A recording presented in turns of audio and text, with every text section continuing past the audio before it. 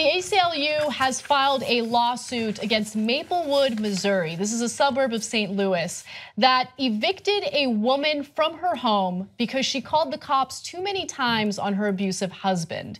The victim here is Rosetta Watson. She is a disabled black woman who had, not an abusive husband, an abusive boyfriend. And so as a result, she called the cops 4 times.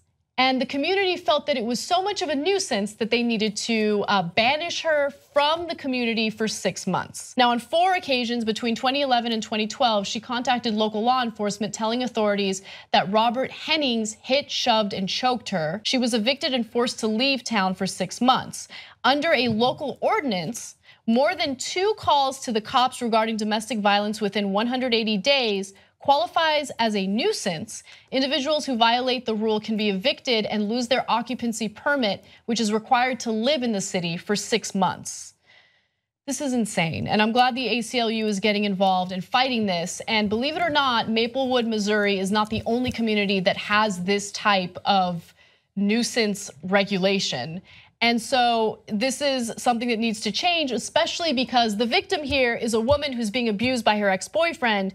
And you are now sending a message to domestic abuse victims that if they have the audacity to call the cops for help, which by the way could save their lives, well, they're bothering people in the community and they don't like that. So they can get rid of you and then you can lose your home. She lost her Section 8 voucher as a result of this and ended up homeless. Okay, that's what this community did to her. It's insane. They just victimized the victim. It's such a weird law.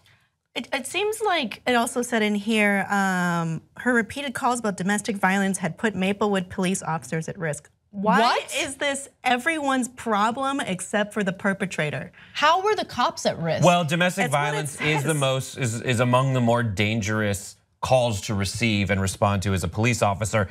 Yes, okay, good. Let's take the proper precautions when approaching a domestic violence case. But it seems like our priority should be, in this case, exactly as you pointed out, the person who's getting beat up is our priority. Yeah. I understand if we have nuisance laws, too many calls to the cops, we should erroneous calls to the cops. If you are calling in something that didn't happen, you're being a nuisance because you're taking away resources when the cops should be responding to real concerns, like an actual domestic violence case like this one where she got stabbed in the legs. Yeah, so let's get to that, because after she got stabbed in the leg, she was afraid to call the cops because of this community and the ramifications of having the audacity to ask for help. She lost her Section 8 housing voucher. Without it, she couldn't find affordable housing and ended up on the streets for a period of time. She eventually moved to St. Louis, but when her ex-boyfriend abused her again,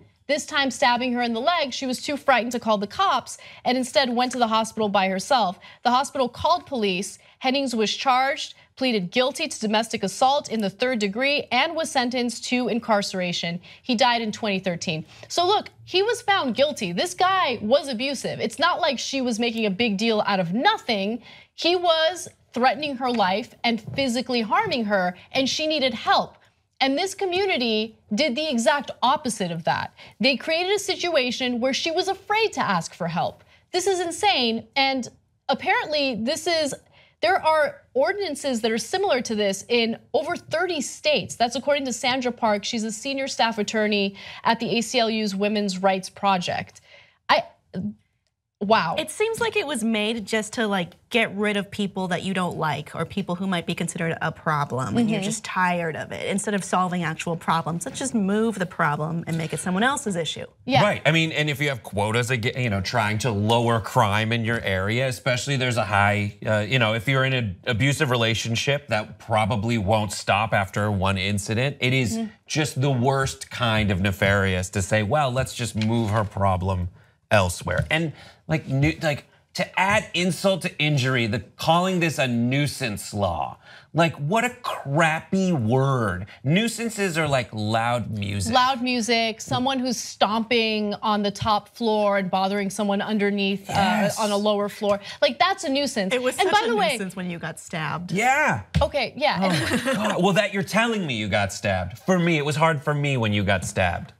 I hope that in the end, with the help of the ACLU, there will be justice for the victim here. I feel so terrible for Rosetta Watson and all the other women who have had to deal with similar nuisance regulations in their communities. Membership helps fund the Young Turks. You know one great thing about that? That means we're not accountable to anyone but you guys. That's why we're strong together, because we built this show around you. Come build it even bigger and better at tytnetwork.com/join.